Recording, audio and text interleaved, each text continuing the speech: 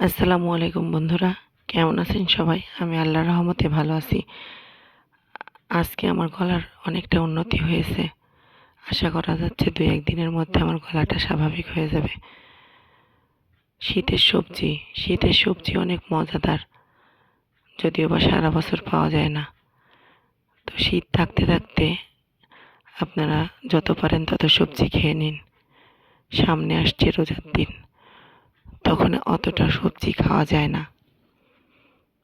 দেখেন, আমি সবজি ভাজি করার জন্য ফুলকপি, গাজর, আলু এগুলো কেটে নিয়েছি। তার সাথে পেঁয়াজ, মরিচ কেটে নিয়েছি। তেল দিয়ে আর একটু কাঁচা জিরা ছিটিয়ে দিয়ে ভাজিটা করে ফেলবো। দেখেন, এটা দিয়েই আমাদের রাতের রুটি খাওয়া হবে। আমার আবার সব কিছু উল্টা পুল্টা। সকালে আমরা ভারী খাবার খাই, ভাত খাই, আর রাতে রুটি খাই। সকালে রুটি বানানোর সময় থাকে না, সেজন্য রাতে করি। শীতের সবজির মধ্যে গাজরটা প্রায়ই খাওয়া হয়। গাজরের অনেক উপকারিতা। আপনারা গাজরটা নিজেদের খাদ্য তালিকায় রাখতে পারেন, যদি কোনো রকম সমস্যা না হয়। গাজরের উপকারিতা নিয়ে একটু কথা বলবো। গাজর অনেক উপকারী সবজি। গাজর আমরা কাঁচা অবস্থায় খেতে পারি, আবার রান্না করেও খেতে পারি, সেদ্ধ করেও খেতে পারি, খিচুড়িতে দিলেও মজা লাগে। প্রতি 100 গ্রাম গাজরে 33% ভিটামিন এ, 9% ভিটামিন সি এবং 5% ভিটামিন বি6 পাওয়া যায়।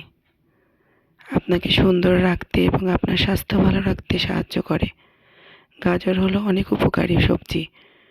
এটি হচ্ছে চূড়ান্ত উপকারী সবজি।